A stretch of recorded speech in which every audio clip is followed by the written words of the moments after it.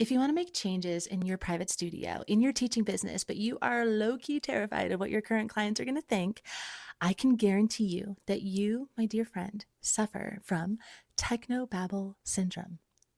It is a technical term that I made up.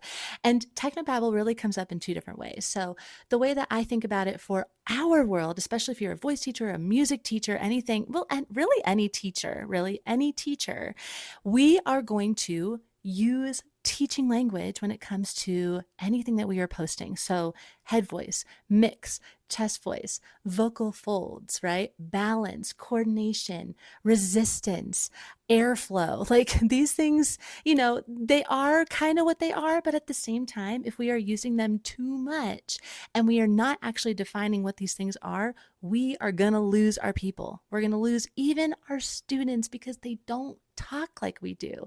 They just don't. And this is the number one thing that I see, literally the number one thing. The number one issue that I see with voice teachers' messaging and marketing is that they overemphasize things that are technobabble, especially in the voice teaching world.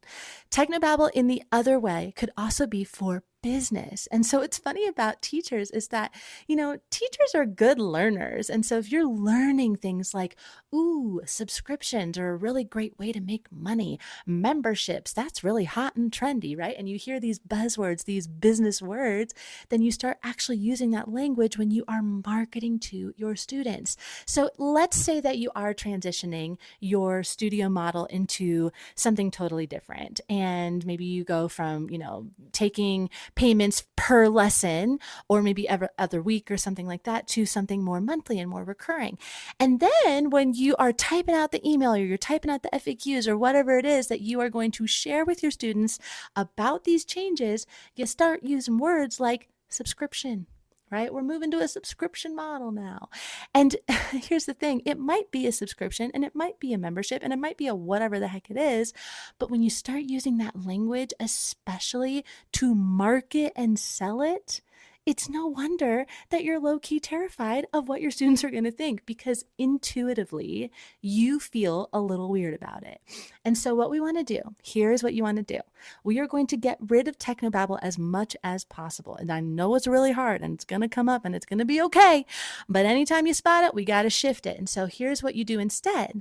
You get your students so fucking excited about whatever the thing is that you are teaching or you have the technobabble on. So let's say that it's a subscription. Okay. Why is it a subscription? Instead of using the word subscription, oh, you're going to get on a subscription. Come join, right? Come get on the membership, whatever it is. Why?